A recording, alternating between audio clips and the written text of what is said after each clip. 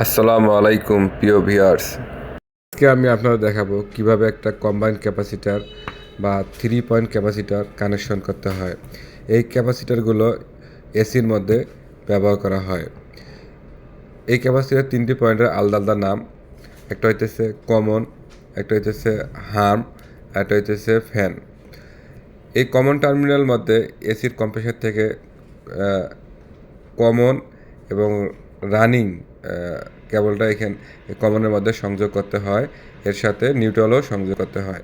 আর হার্মের মধ্যে এসির কম্প্রেসারের স্টার্টিং কেবলটা সংযোগ করতে হয়। ফ্যানের ফ্যানের যে টার্মিনালটা আছে, এই ফ্যানের টার্মিনালের মধ্যে এসির আউটডোরের যে ফ্যানটা আছে, এই আউটডোরের ফ্যানের স্টার্টিং কেবলটা এই ফ্যানের মধ্যে ফ্যানের টার্মিনালে সংযোগ করতে হয়। এভাবে একটা কম্বাইন্ড ক্যাপাসিটার কানেকশন করতে হয়। সবাইকে